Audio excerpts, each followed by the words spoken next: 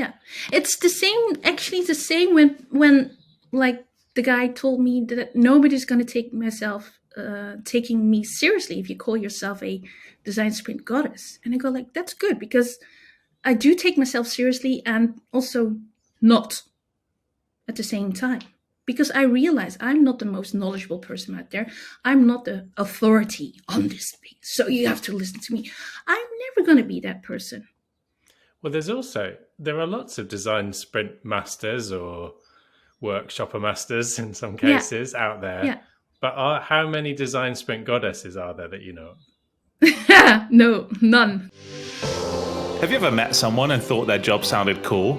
Or perhaps you're wondering how you can get to a position that doesn't seem to match any of the qualifications you have at the moment? Well, if so, this podcast is for you. We found some people with jobs that you might not necessarily know about or expect people to have, and we're going to ask them about how they got there. Welcome to What Do They Do? A podcast about jobs and how people got them.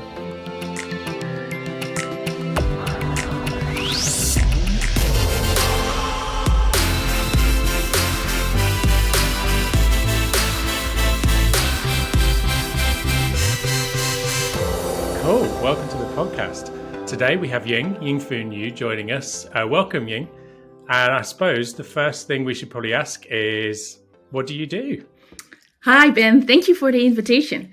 Well, I am Ying. I'm the founder of Femtivist. I'm a certified design sprint goddess. And basically, I guide teams and businesses to think of things that don't exist yet. And we do this fast, like basically in 5 days. And I do this and we do it with a women-centric lens. And that's because I believe that the world has been designed for men. And data shows that we're failing 50% of the world population. And that's the reason why I think let's design for women first. And please be very mindful and purposely, how do you say it? Decisive on whether or not you're going to design for men or women, but at least be aware of why you would make a design decision if you're going to design new products and services. So hopefully everyone can see exactly why we got you on the podcast, because that description is one of those that isn't like, I used to be a maths teacher. It's nice and easy to say maths teacher. Yes. And there's so much to explore in that. So it's really, really exciting to have you on. On your point around designing for women, I presume then you have read a book by Caroline Criado-Perez. Yes. Called Invisible Women. Yes, that was actually my starting, my activist person. That's actually that was one of the pivotal moments in the last year was I saw myself as a designer, and in my spare time, I was sort of I call myself a tiny activist. I mean, I sponsor and coach women in female academy as a volunteer job. I'm a jury member in a debating yearly contest for children who are highly motivated but come from poorer or socio-economical poorer backgrounds. I recycle everything. I've composting my the greens and the plants in my garden and trying to plastic minimize. But I never ever actually brought my activist self to my designer work. And so last year was one of the moments during a diversity and inclusion and equity summit that I facilitated that I went like, oh my goodness. I recognize so much of the examples that the key speaker was presenting about exclusion examples that I was like, oh, she's talking about me. This white elderly lady understands that it's not okay to be excluded in anything, in anywhere. And I was like, if she can see it, and I'm a person from color. I'm from a Chinese descent, and I grew up in Holland. And I go like, okay, if she sees it, and she notices, and she's doing stuff about it, what can I do about this? And how can I contribute in what kind of way, and anything that actually lies within my power as a designer. How can I help? How can I help to do and make people aware, but also guide people when it comes to innovation and design. So that's how I job crafted my own function and the things that I do. That's really interesting, that switch from activist at home Yes. to saying, well, actually, I can do it at work as well. Yeah. What did you notice as the first ways that you could start to action that after you'd kind of had that, after that summit? I started looking and also testing stuff. So I would, so because of the Diversity and Equity and Inclusion Summit, I already knew quite a lot of diversity and equity professionals. So, and I noticed that they were doing training and diversity inclusion scans of workplaces. And I go like, okay, but I'm not a diversity and an equity person. So wouldn't feel like that people would think, oh, she's a designer, but she's trying to become a diversity and equity person. And I go like, no. I'm not going to be one of the persons who's going to give training or do scans or deliver reports. I mean, I hate reports. I mean, if that's the one thing as a design thinking facilitator is we don't deliver reports. The output of a design sprint is never going to be a report, people. So how can I help? So, and then I went like, okay, so, and then also my business coach at the time goes like, yeah, I have no idea who you work for. I mean, you talk about inclusion and stuff. That's all fine. And it's all admirable, but who are you going to work for? Who are your clients? And I go like, oh. So I narrowed it even down, and I looked at also at the volunteer work that I was already doing and the groups that I was doing in the evenings, which were like powerhouse lady groups. And I went like, oh, and that book about invisible women was for me such an eye opener. I go like, because talks about data that women are missing in all the data sets. But as a designer, I looked at it with a designer lens and I go like, these are all design questions. These were all design decisions. If you're talking about policy, if you're talking about safety, if you're talking about health, it's not all women stuff, as in menstruating, ovulating, and pregnancy. It goes beyond that.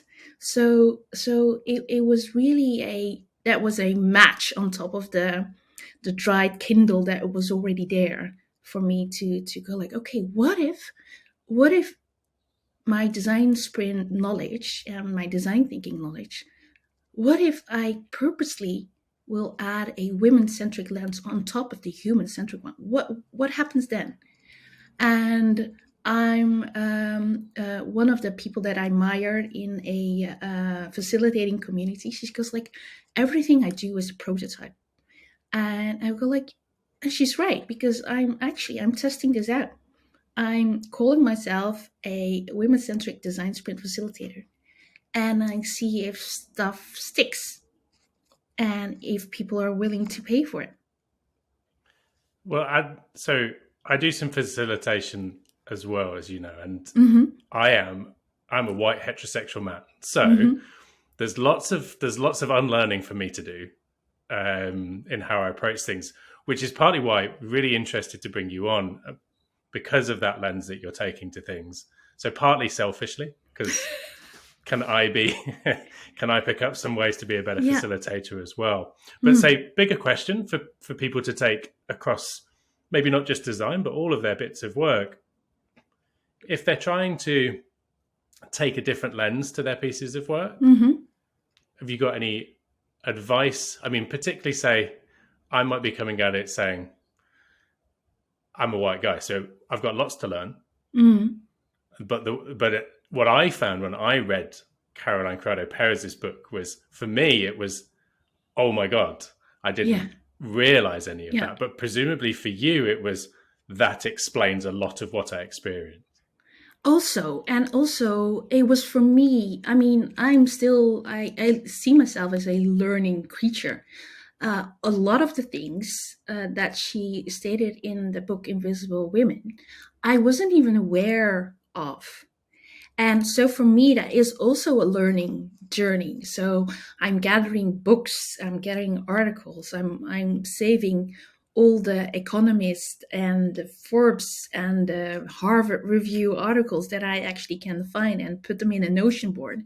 Because for me, these are all food for thoughts, and they're also successful and positive examples.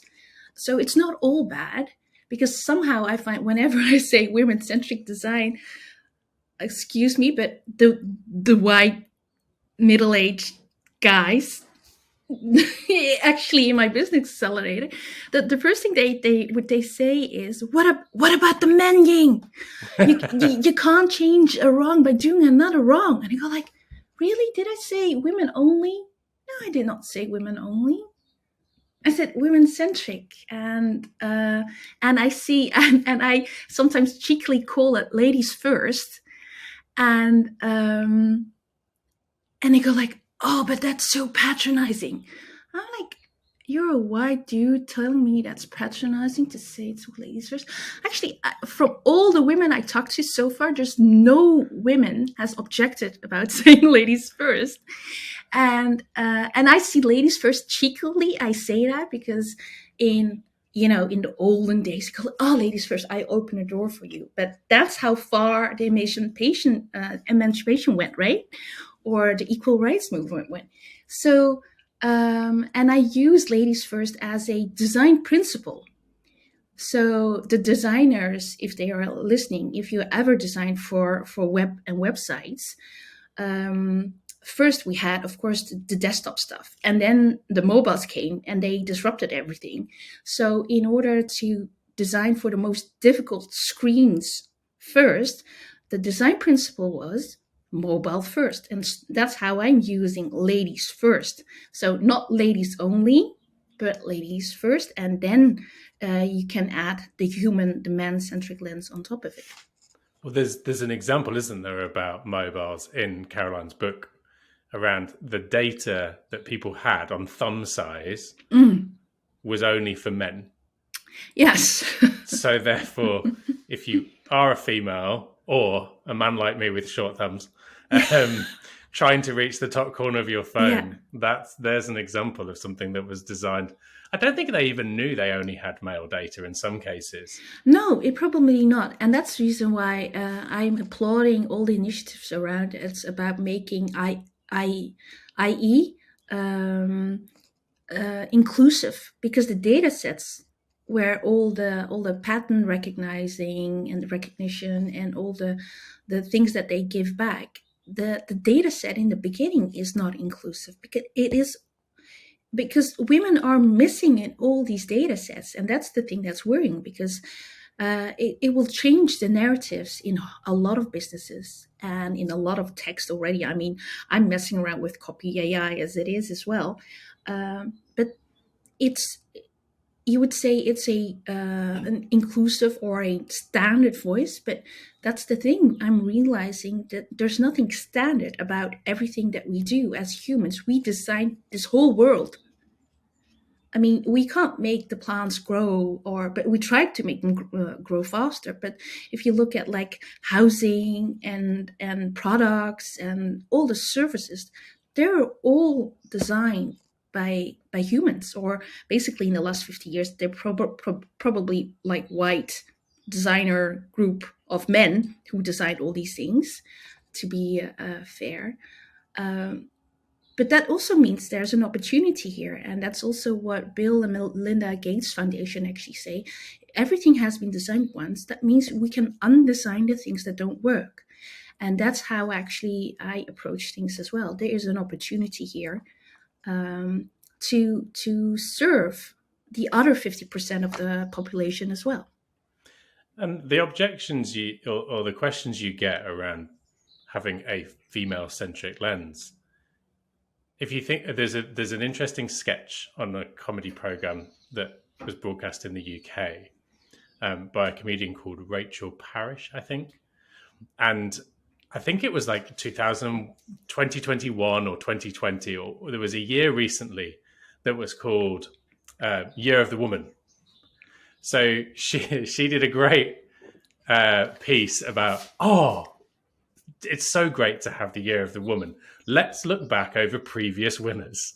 And went back, obviously, the year before, Year of the Man, Year of the Man, Year of the Man, Year of the Man, Year of the Man. So I often look at it as like, as you say, everything has been fairly male-centric forever. Yeah. Yeah. So that the swing has got a long way to go before you get some balance. Yes. And I think a good barometer of whether, if it's only white, straight guys objecting to something, you're probably on a good path. Now, that was one of the feedback that I got from my accelerator group, like my own cohort. They're like, "Ying, they're not your target audience." And I go like, "Yeah, you're probably right. They probably are not my target audience." But I went like, "But he is my pitch coach." So that was so frustrating about it.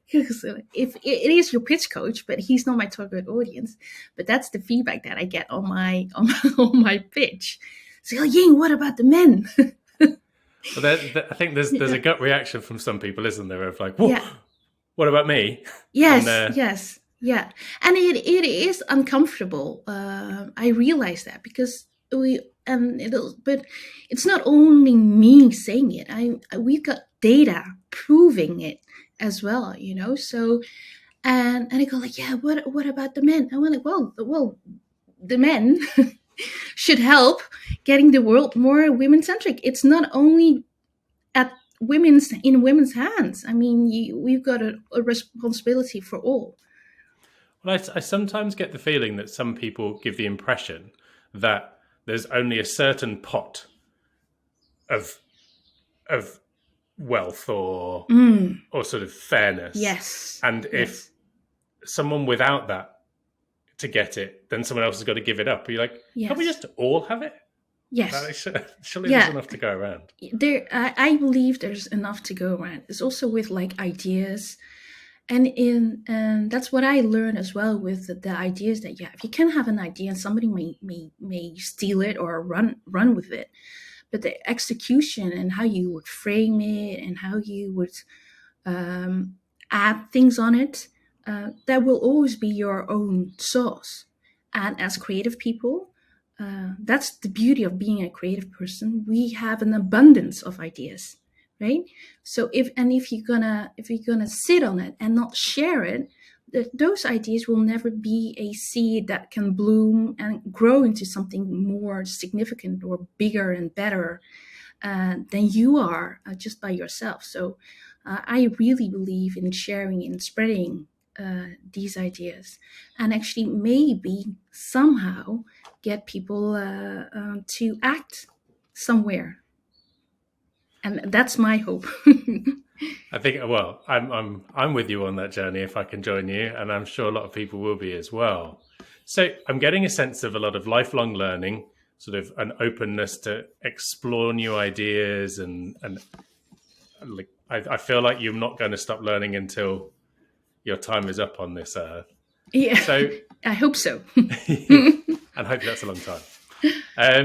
So has that always been the case? So if we go back to when you were at school, were you an avid learner? Were you keen to soak up all the information you could find? I was a weird kid. I mean, I'm a Chinese kid, right? I'm a Chinese kid. So my parents actually fled communist China. They fled to Hong Kong, and then they moved to Holland in the Netherlands in the 80s.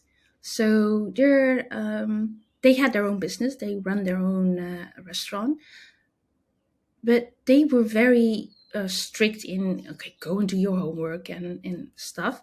But they were strict and at the same time not strict at all, because they were too busy to run the restaurant, and they had no time to check whether I'd done my homework or not. And even if I said I'd done it and I lied, they wouldn't be able to check it because they had no idea, because they didn't master the Dutch language. So, but they never had to tell me to do my homework, because I liked actually, I like going to school. I was this weird kid who liked to sit in the front of the teacher, and I liked doing my homework. That's the first thing that I did, because it's somehow this curiosity that I actually have, and that I always wanted to learn things, and to see how it would enrich me or enlighten me, or and sometimes I just like learning stuff because of it. I mean, there was one time when I was in college, and I think when I was studying and in my student room, and which I shared with my with a friend of mine, and there was this weekend there was nothing to do, and it was completely boring. Go like, oh, it's so boring, we have nothing to do. And I picked up an atlas and go like, okay, let's learn. Do you know all the countries in Africa with their main capitals? And she goes like, no, I don't eat it. Let's see if we can learn all the cities and the main capitals, the main countries, sorry, all the countries and the main capitals of Africa today. I think we failed because I think we stopped halfway through, but we managed. That's but a we tricky did one start to master. Yes, but stuff like it's. I mean, it's only knowledge that you would come handy when you go maybe travel in Africa or play a game of Trivial Pursuit.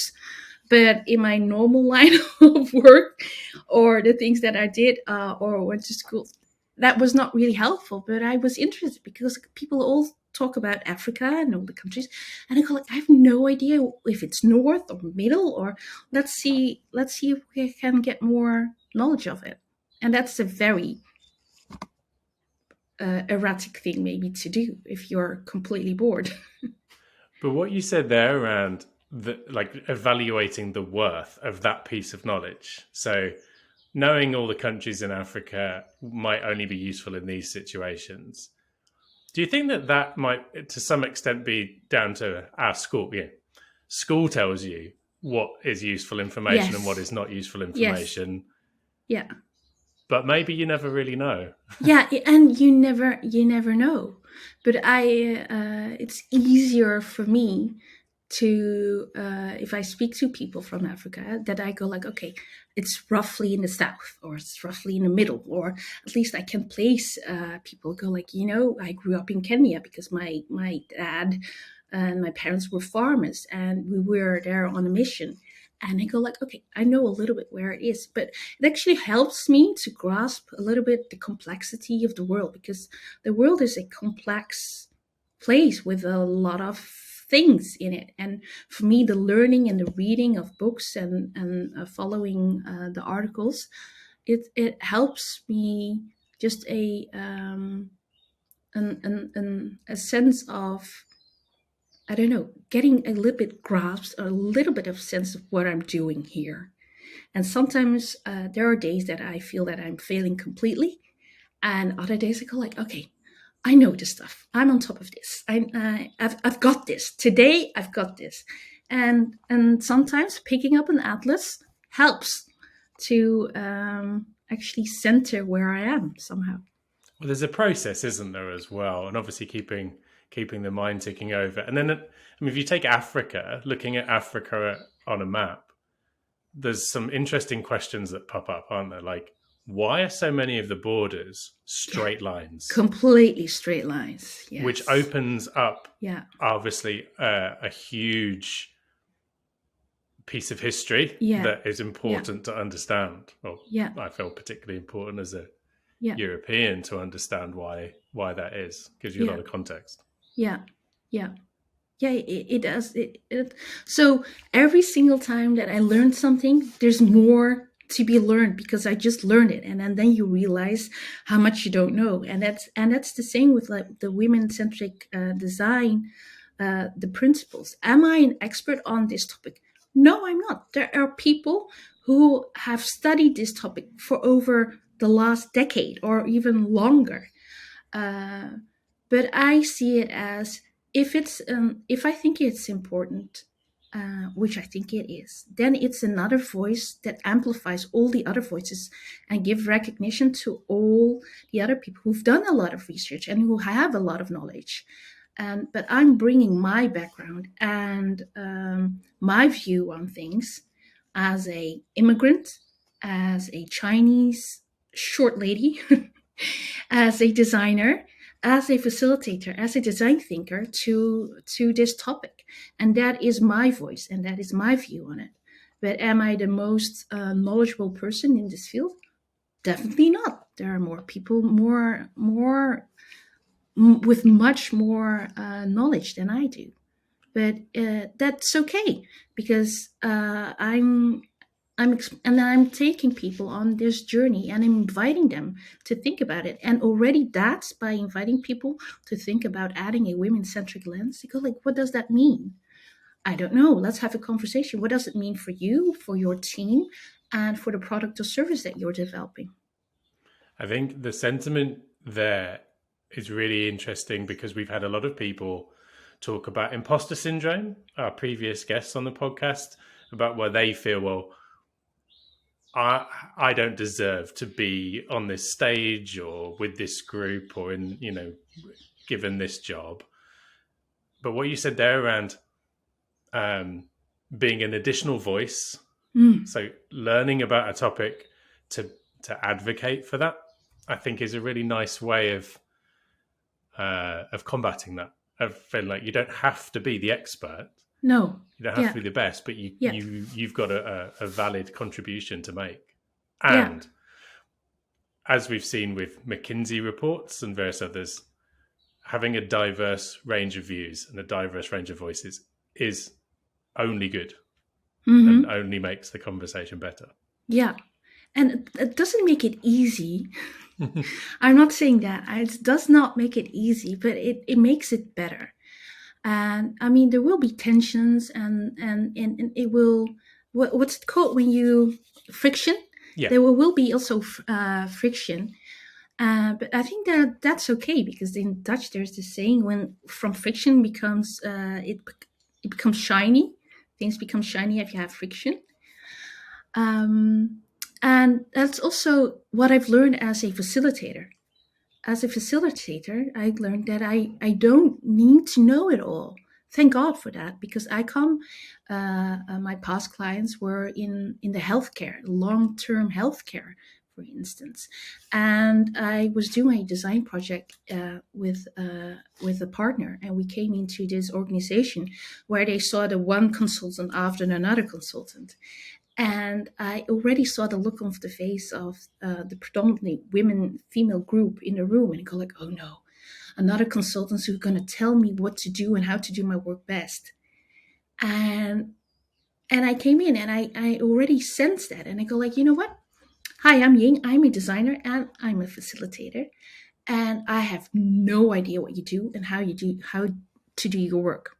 Completely not. So what I'm coming to do is here that we're gonna extract from your knowledge and all the years of experience that you have, that you tell me what you think works and what doesn't, and how we can actually have a process around it to grab all the diamonds out there and make it shared and known throughout the whole team, so we actually can, as a team, grow bigger and faster and better because of it. And you saw the relief on the women's face when I actually said that.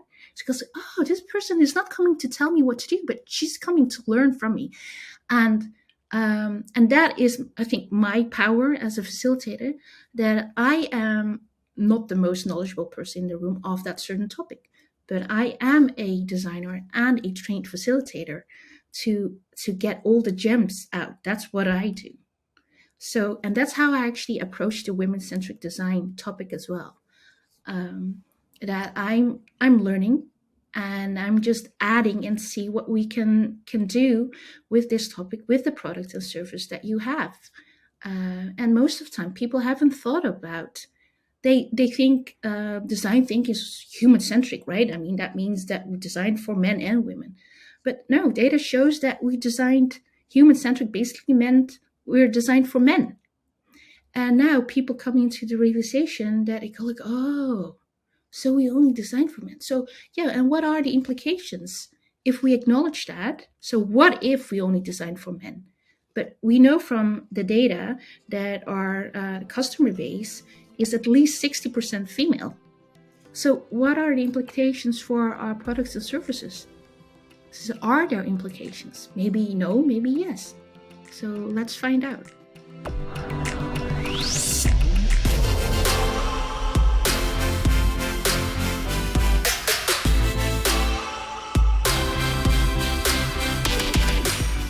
We had something similar in education. The majority of teachers, particularly in primary, but over all of education, majority of teachers are female. Whereas I was an education technology trainer, and certainly that group of people was not representative of the people we were serving as teachers. And one of our previous guests, Lawrence Tajani, has done a great piece of work to try and address that a bit more. So yeah, it's that being able to see yourself. Yeah. Though it's interesting earlier when you were talking about the summit, the Diversity, Equity, Inclusion Summit, where that woman spoke to you, not necessarily because you saw yourself, but just because everything she was saying kind of equated. So there's some interesting, yes, to be seen, but also just that empathy piece. So for, like you're saying about this healthcare facilitation, yeah, you said what they needed to hear. Like, yeah. I need to learn. And it breaks down so many barriers, doesn't it? Yes. And then actually, it helps that I'm a not so tall Asian lady who people never can guess my age somehow. So I always look younger. So yeah. So when one of the colleagues that I work with go like, yeah, you're the least intimidating person that I know. And as a facilitator, that's a great gift, because I am able to ask the most difficult questions and break down the walls and the silos in teams. Because my ground posture in things and how I approach things is, okay, what can we learn from these people, from this situation, and how can we make it better or more functional, or make the lives of these people easier. We found things that were like amazing. That it was a healthcare company, and they had a new electronic patient filing system, like a cloud-based one. And one of the things that we found was people were not very computer savvy, because they were not trained. I mean, they probably were working in the healthcare already for like 20 years. And so if they could avoid working with a computer, they did. So sometimes the handover from one shift to another was done on Post-its. And that's what you figure out if you actually join people on a discovery journey, or just walk with them for in their shift. And there were reasons why they wrote it on Post-its, because sometimes if you work in a night shift, then the computer system is backed up at night. So the night shift people could never, ever use the computer system. So that's the reason why some of the things were done by Post-it. And you will never figure that out, because the IT people probably won't go with the night shift people and join them on a night shift to see how their work is. And that is learning from people themselves. But from interviews, they will never tell you this, right? It's also learning and seeing and be a fly on the wall and noticing stuff and asking you, is this normal? I have no idea, but I have a question about this. And that's how I do approach facilitation and my work.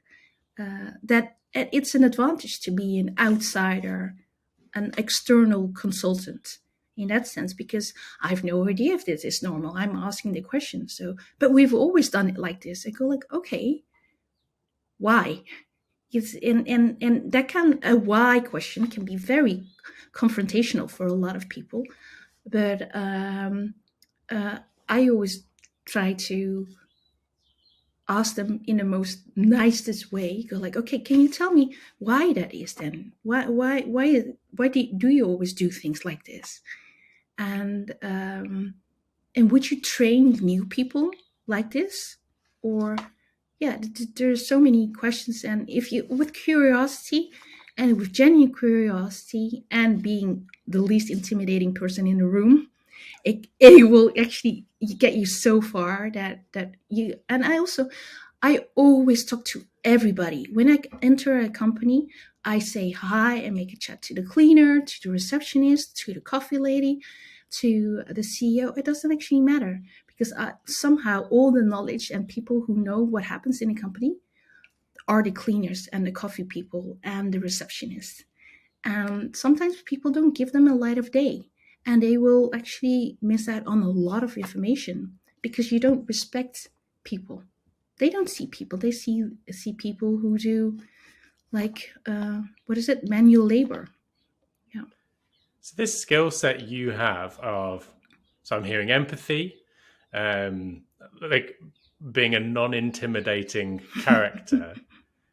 Obviously, like when you were growing up with a skill set like that, or developing a skill set like that, I don't suppose anyone when you were at school was saying, "Aha, you should be a designer or a facilitator." Yeah. No. So Yeah. what were you interested in being when you were at school growing up? And would be interested to know kind of the journey towards facilitator from there. Oh, yeah. Well, actually, I think as long as I can remember, when I was young, I always wanted to be a fashion designer. Fashion designer. And I looked at the pretty clothes and the fabrics and the textures, and I wanted to be a fashion designer. And that's because when I actually grew up, I lived in a small village in a rural countryside. There were I have no idea how I came up with fashion designer, but that was the only type of designer that I knew. There were no designers in my environment. I mean, the closest thing to a designer was probably my drawing teacher in high school, right?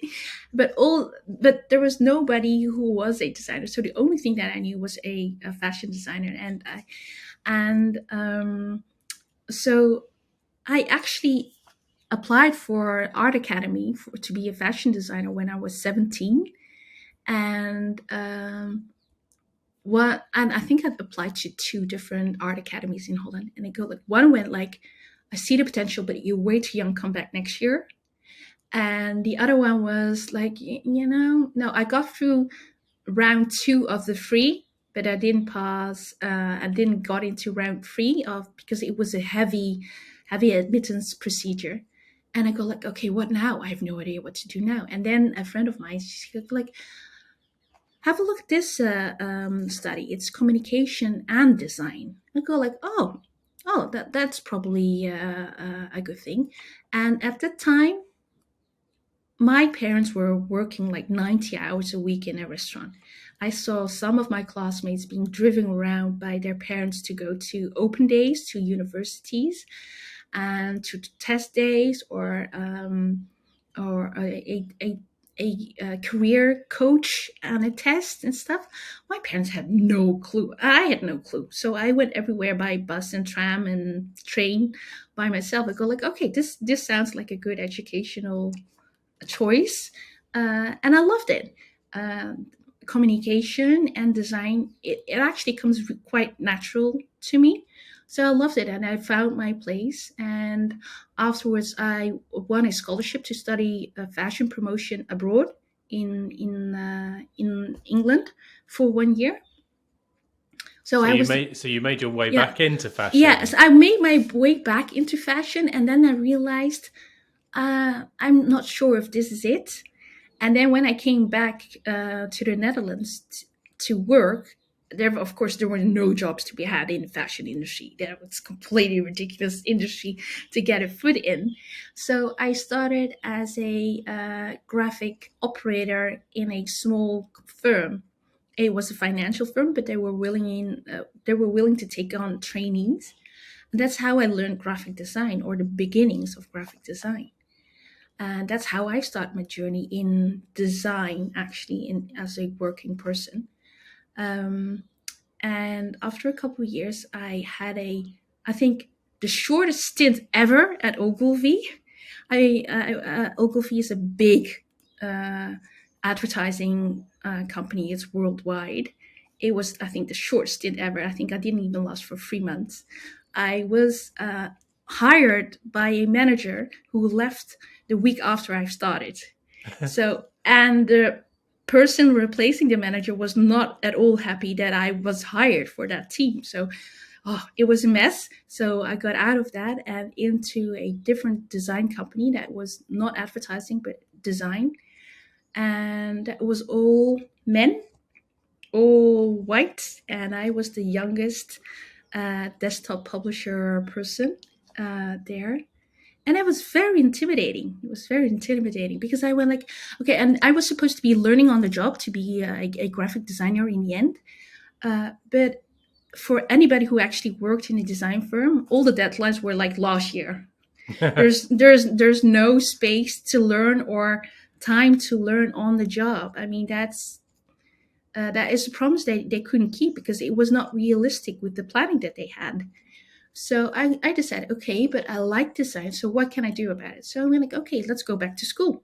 So by that time, I was working already for about 5 years, full time, and let's go back to school. Okay, what school? I'm like, well, the Royal Academy of Art was in the same city as what I was living in, so let's apply there. And I go like, do I have a plan B? And I'm like, no, I don't have a plan B. I'm just gonna get in. That's what I was telling myself. And so I told people at work at the design agency where I worked that I was realizing that learning on the job was tougher than I thought. So I'm going to go back to school. And one of the designers told me that, who the hell do you think that you are? You'll never, ever become a designer. And that's how I went to my admission day.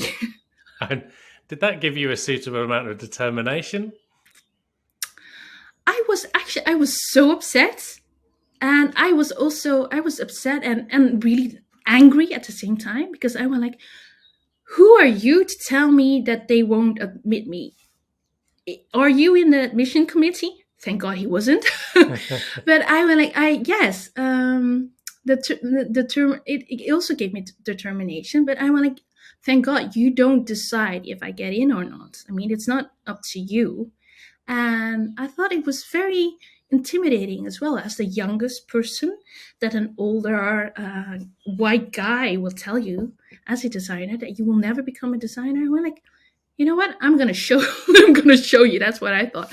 But at that time, of course, I had no idea because I needed to get through a very heavy admission procedure. Was there a big part? Is it a big portfolio that you needed There's to have? There's a portfolio and a presentation, and first you had to have an admittance application and then if you get through the application, the paper stuff, then there is this day that you have to present yourself and present your work. And then after that one, so after round 2, they will tell you whether you got admitted or not. And thank God I got admitted. So I didn't have a plan B, but it was not necessary. So I got in. And I graduated top of class after because it was evening school, so 5 years, and it was actually very funny. I graduated top of class with honors, and I remember like in the week after that on LinkedIn, the designer who actually told me that I will never become a designer sent me a LinkedIn invite.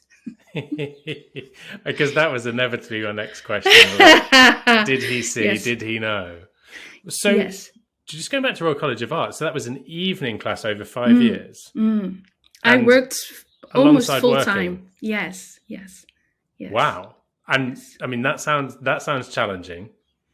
Yes, it was. It was challenging. I mean, especially in the first year, we had like 5 evening classes. So all week, every night, you had to go to school after work. And classes started at 7 till 10. And then during the day, I worked in Amsterdam, so I also commuted. So it was a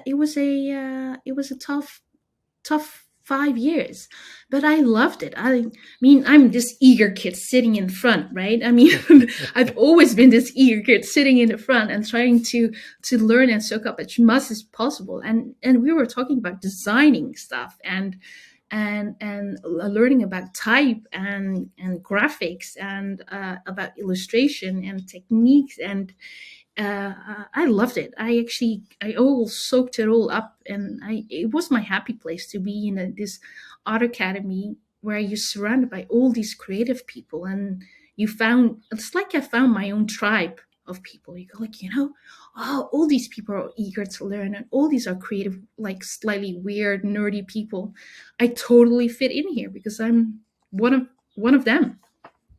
So taking that step, that chance was really paid off.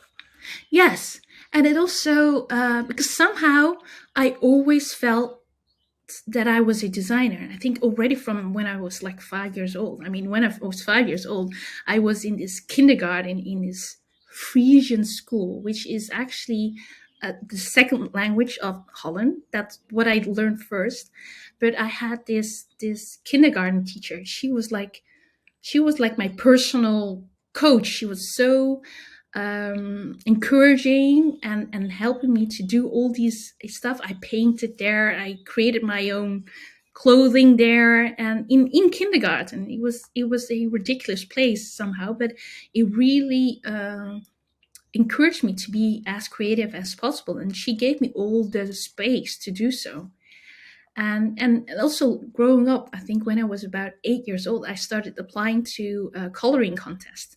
Just all the different shops had like coloring things, and then if you won, you could win a prize. So I won a photo camera and a magician box and a game, and that I actually realized somehow. I actually, when I look back, I had no idea, but when I now look back, I go like, somehow I already learned then at the year of 8 years old that being creative could pay off, you could earn a living by being a creative, by coloring well, by knowing your colors and shapes and sizes.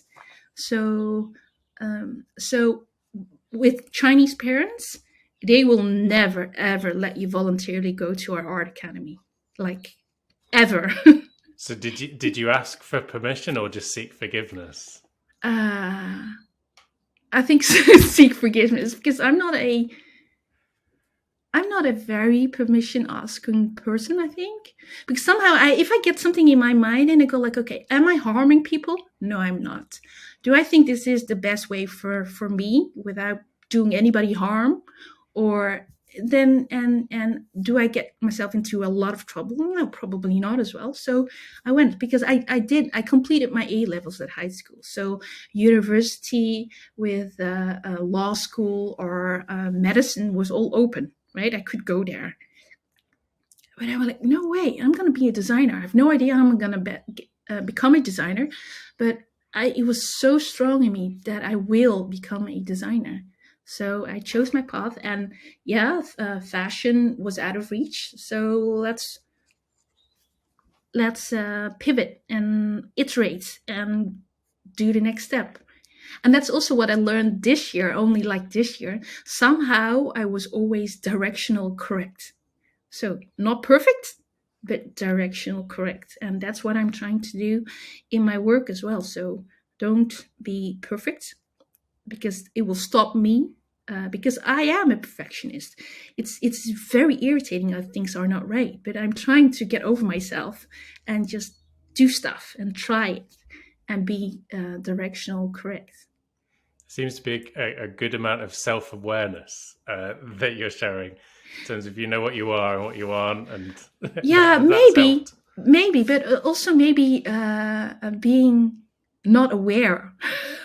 Actually, at the same time, right? Because I had no idea what I'm doing, but I went like, somehow my gut feeling is telling me to go to that direction. And also, some of my friends also tell me that you are the bravest person I know. And why? Because you just go out and try it, and sometimes you fail. And I go like, yes, sometimes I fail. Yeah. It's very interesting, isn't it, when people share with you that they think what you've done is brave. Mm. Because I think for a lot of people, you don't necessarily perceive that yourself as easily, but for other people, they're looking on saying, wow, Yeah. I really Yeah. wish I could kind of take that step. Hopefully a few people listening as well will kind of hear that, oh, actually, wait, I've got a gut feeling that I need to follow as well. Yeah. And I have no idea at the time, but still now, I mean, today, if this is going to pay off. But somehow it's telling me, if the articles that I'm reading, I sense somehow that the time is ripe to do what I'm doing right now. And there is awareness out there that I haven't seen a couple of years ago. It could be because I'm living in this bubble and I'm reading all these articles about women-centric design and all these startups and innovation processes. I'm living in this bubble. I know that. But at the same time, I try to go and reach outside of my bubble and have like feelers out and see what people are saying. And sometimes people go like, what the hell are you thinking? I mean, you call yourself a certified design sprint goddess. Nobody's going to take you seriously. Like nobody. And I go like, yeah, you're probably not. But then that they are probably not my client. And my official title, because I graduated from the Design Sprint Academy last year, is a certified design sprint master. But in the women-centric inclusive space, I don't find master an appropriate title for myself. There's a good observation that I hadn't really appreciated. That is a very male word, isn't it, master? It's a very male word, and it's a very male accepted word in academic recognition. But and I'm speaking for myself. I don't feel comfortable in calling myself a certified design sprint master. So, and I went like, okay, I need to find a different word. And a friend of mine said, goddess, Ying, it's going to be goddess. I went like, and I giggled because she said that. And every single time I introduce myself, I still have to giggle because am I taking myself seriously? Am I seeing myself as a goddess? Oh my goodness. God, no.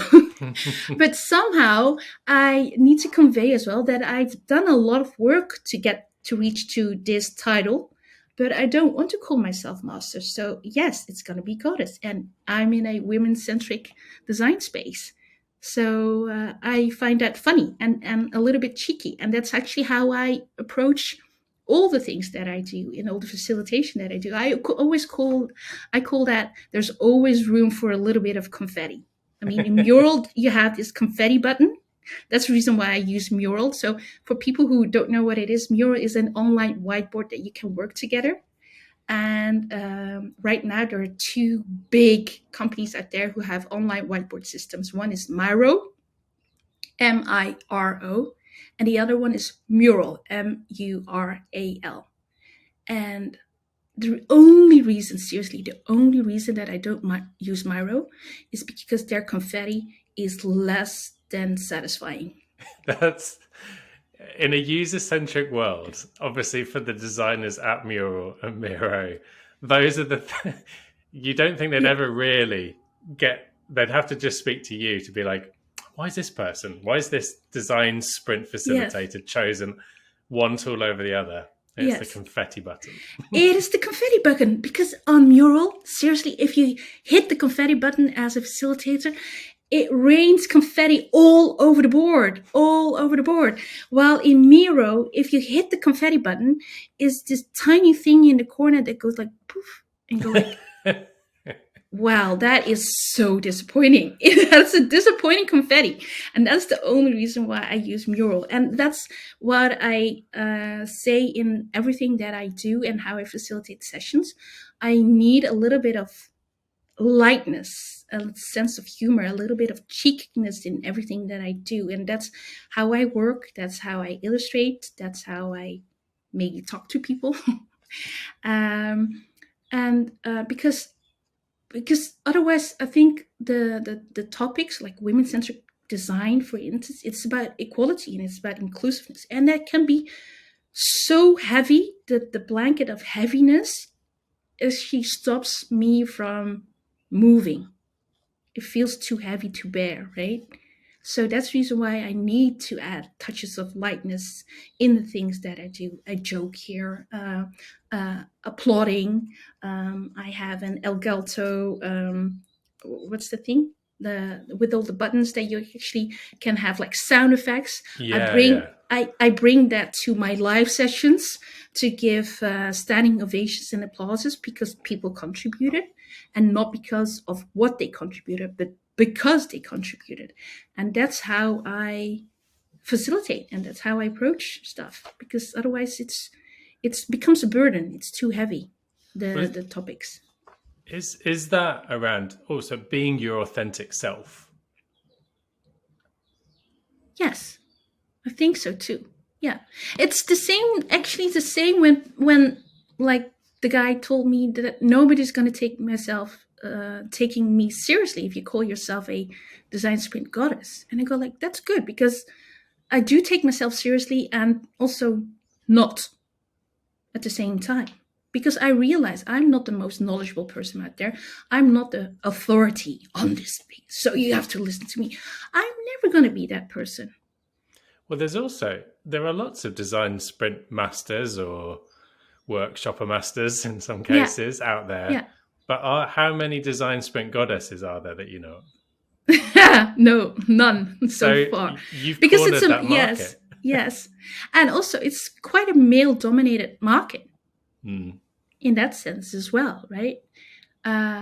So, and I thought really in the space that I work, a master didn't feel good to me. That's the only reason why I actually assumed the title of a goddess. Do I look like a goddess? Oh, also not.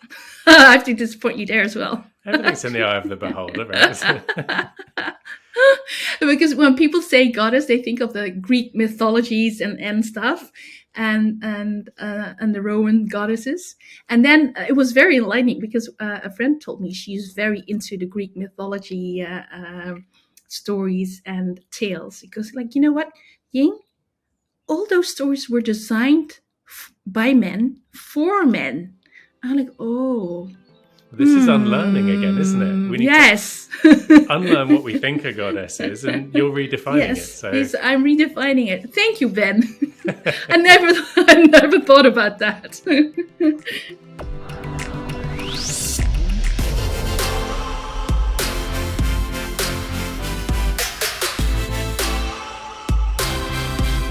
So I like the inevitable question now is, so as a facilitator and design sprint goddess, what does if there is a typical kind of week or month, what do you do day to day? Like, what does it look like? What do I do? Well, that's a tough question. What do I do day to day? Because I am a entrepreneur, so I run my own business. So sometimes it's doing very boring stuff, like because I'm billing and doing my bookkeeping. And other days is like for this week on Thursday I have a meeting in Amsterdam. It's from the Day of the Media, because I work with a lot of media companies in Holland. And I'm part of the team that's going to test a product there, because I was their innovation coach on certain sprints. So, and they actually produced a product that they're going to test to the media makers out there.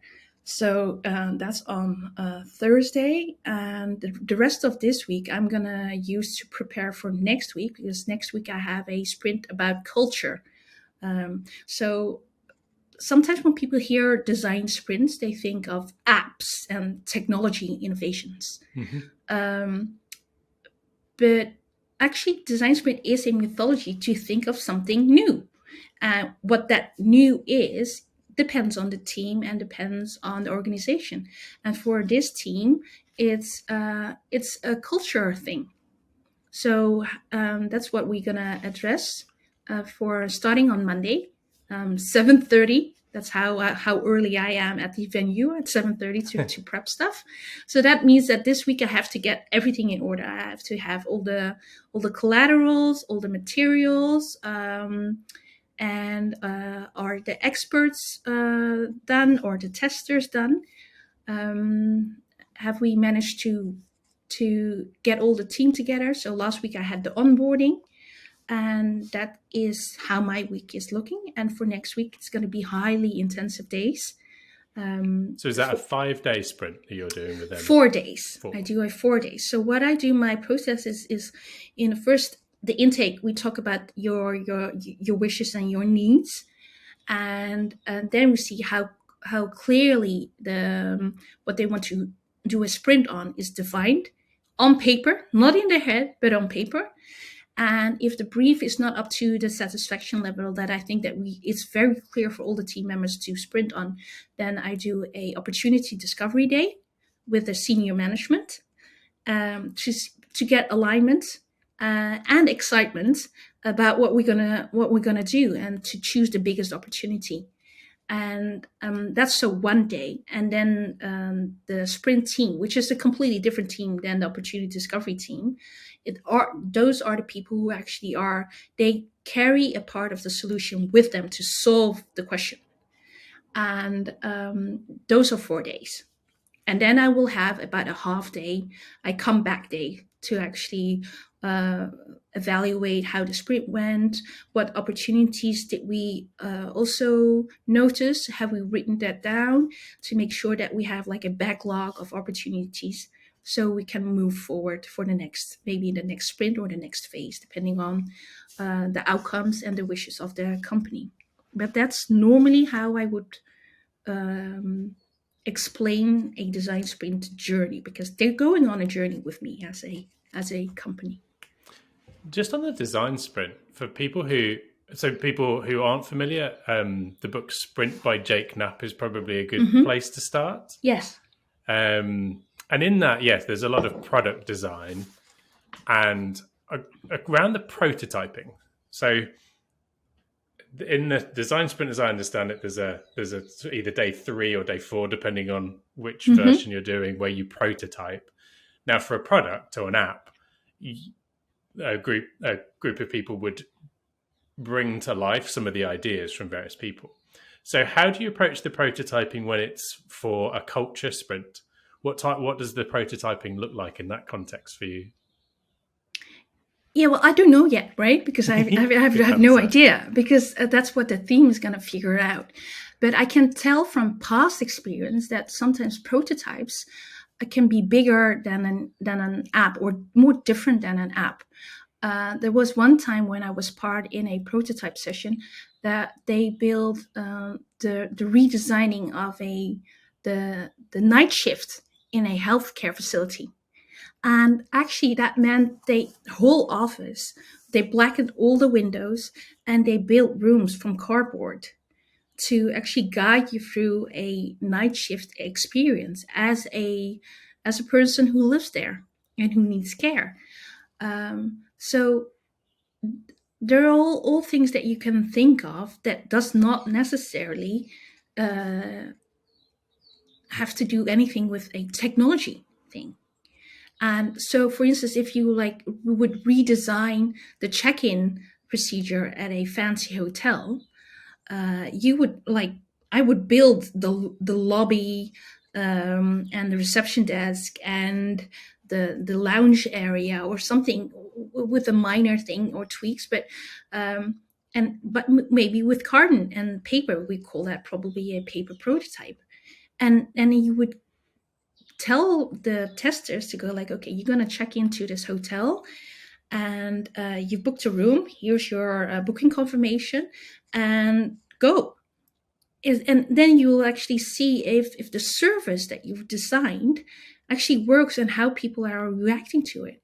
So people are giving their natural gut reaction. They will actually say, if you afterwards would interview them, how was it? And they go like, oh, that was terrible. I mean, the receptionist, he was so impolite, and the person at the door didn't even say hi to me. And he was just looking at the phone, or nobody helped me with my heavy suitcases. Or you can learn so many things by like prototyping or putting a scenario or a sort of set in place by, if you want to redesign your service. So it goes beyond an app or a computer thingy.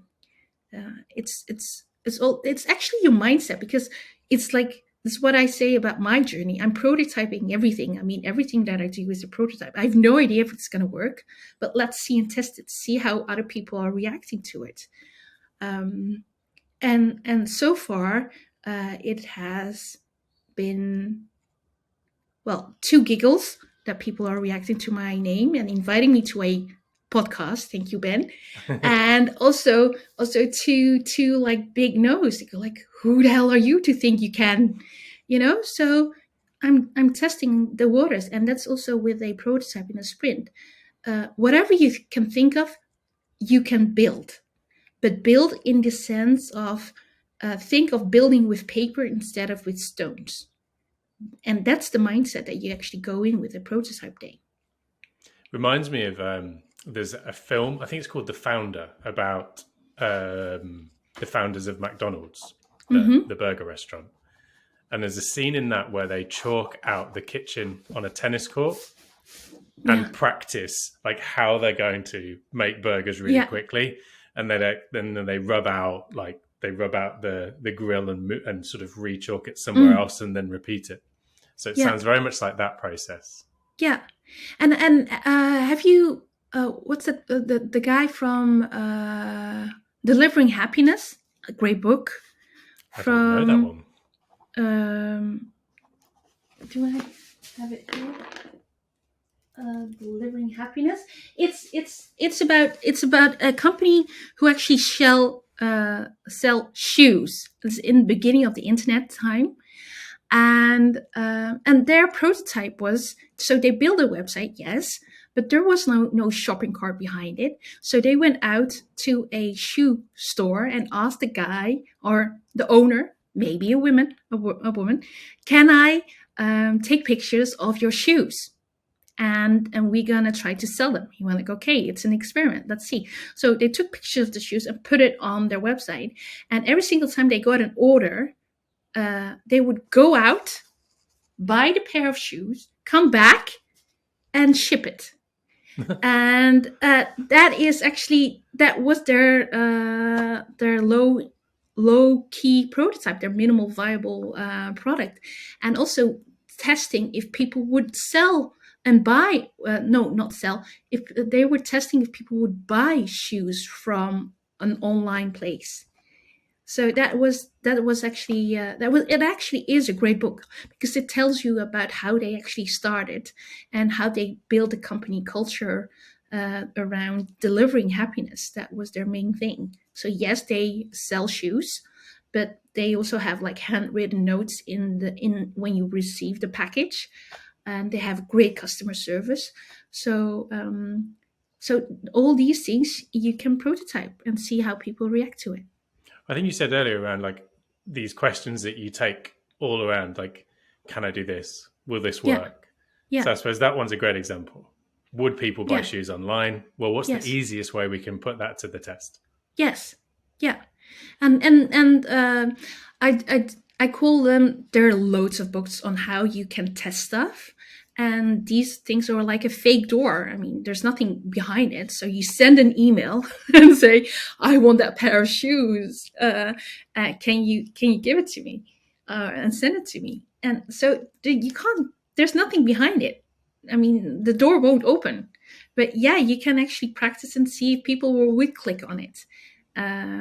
But that is a digital asset, of course. But for the services, you can build and act and put like actors in place to see if you can recreate a service that you delight people with. It sounds like you've got that in store next week then, in Yes. terms of culture.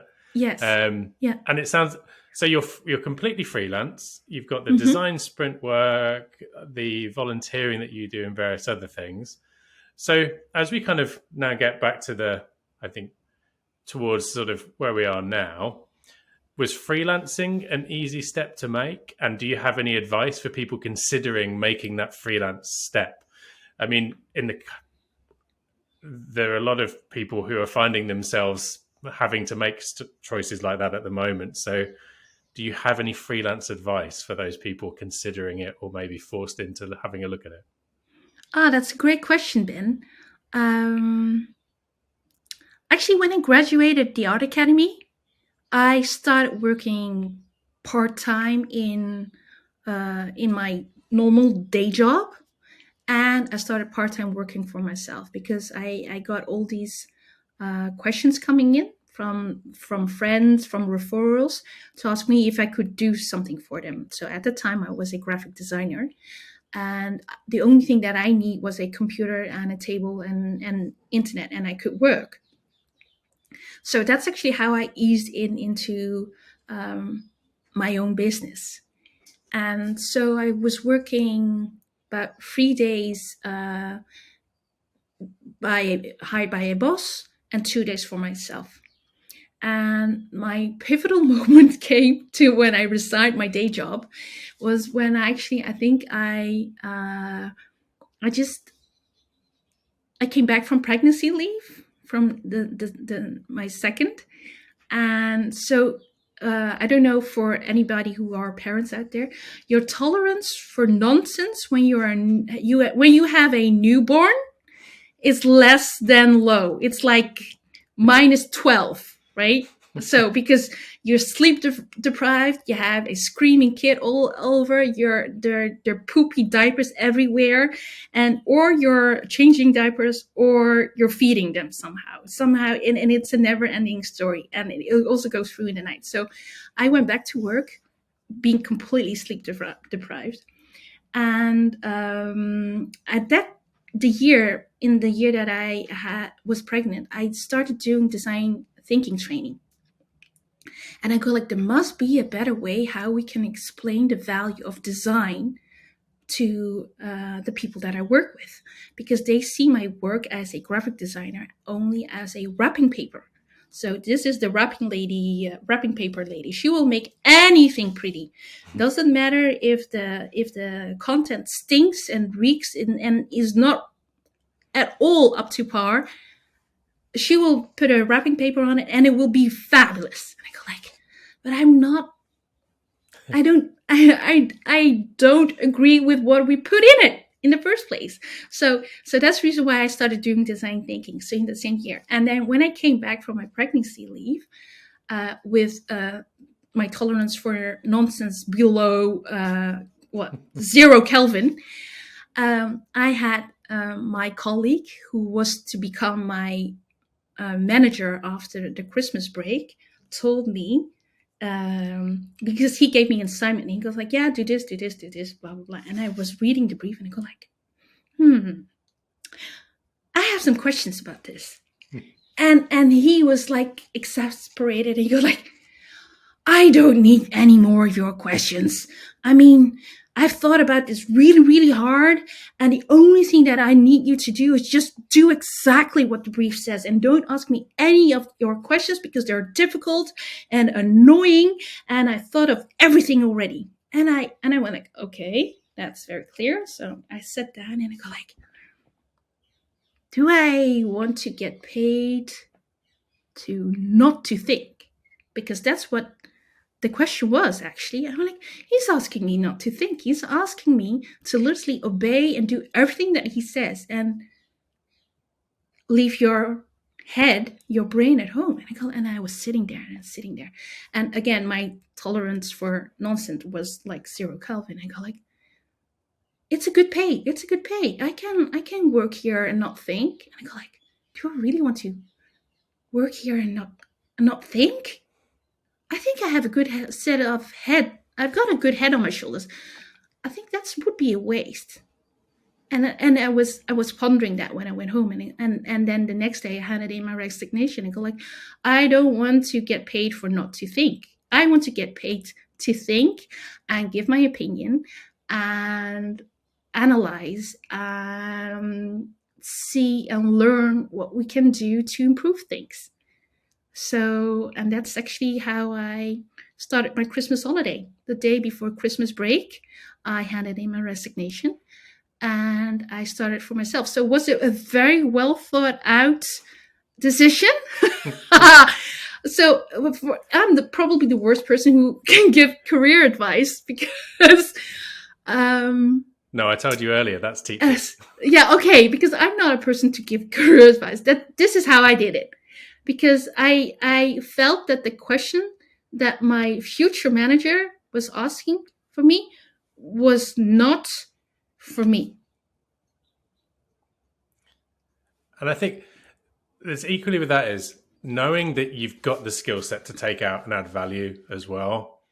And now obviously you get to take those opinions in. That's the beauty of being an outsider. Yeah. When you're doing facilitation or a design sprint, is you're not in that world, so you can go, why do you do it like that? Yeah. We're like, this is what we're going to do next, or yes, these kind of things. And I think, that gives you a lot of freedom, and people really appreciate it, I've found. Yes, because you're an external person, right? So there are no politics involved. When I come in, for me, there are no politics involved.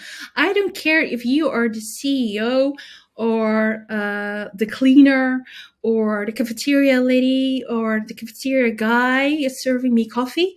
I couldn't care less. Who has the best idea?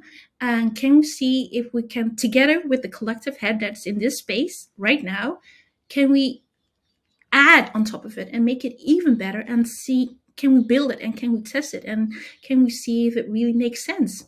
I mean, if it makes sense in your head doesn't necessarily mean it makes sense in the real world outside, right? So, and that's the beauty of being an external person, because I can come in and not care about the politics. So that brings me to probably two final questions that I wanted to ask. So around that, as an external person going into places, can everybody be creative? Or are there certain people that are creatives? Do you have an opinion on that? I think everybody can be creative, but there's a but. I find mindset does a great deal in people's head. So the people that I would like to welcome in a design sprint team can be the most critical person in the world. That is fine, because we need a critical thinker, and we need people to say, okay, not all flower and sunshine, but what if, so people, we need those people. But if you have a very closed mindset and you're not open to questions and you're not open to be inquisitive and curious, that's very difficult to work on, because these people with a closed mindset, who actually, figuratively speaking, would like stand with their arms crossed and very, very close, like this defensive posture, and also mood and mindset. Those are the people that I have trouble with in bringing them on, because it takes, somehow when you're in a sprint, it's a bit of giving and taking. I'm giving a bit of myself, but I'm also expecting you to give me a little bit of energy in return, because otherwise we were not going to survive the sprint. I mean, it's going to be all casualties out there, because it's highly intensive. I'm going to guide you through a highly structured process. It's very time boxed, but it's also, it requires an open mindset. It requires a mindset that says, I don't know if this is going to work, but let's try it and see how we can get there. And if people are very defensive and closed off and not willing to put a toe out of their comfort zone, it's not going to work. those people can maybe be the most creative people in the world, but I would not know it.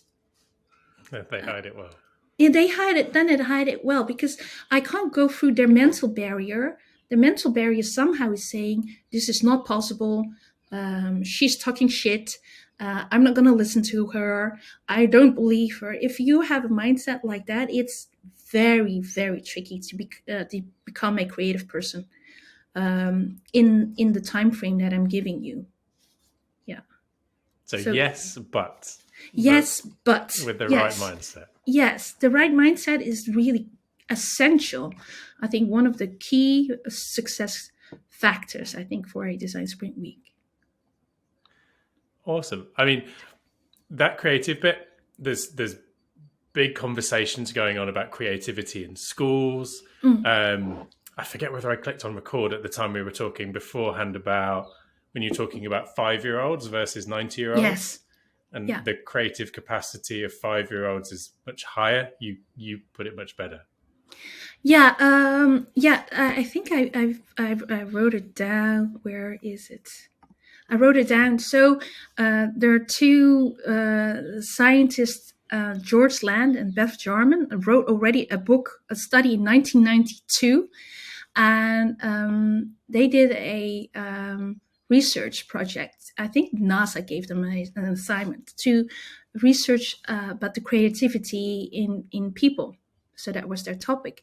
And they did a test with 280,000 people to test their creativity levels. And actually what they found was out of the 100%, which is your maximum score, on average, 5-year-olds have a creativity score of about in the 90%. And by the time that you are about 20, your creativity levels are down to 2%. 2. Ouch. So 2, that's it. There's no 0 behind. There's not 20, but 2. So what they argue, the argument was that creativity is not learned, but is rather unlearned. And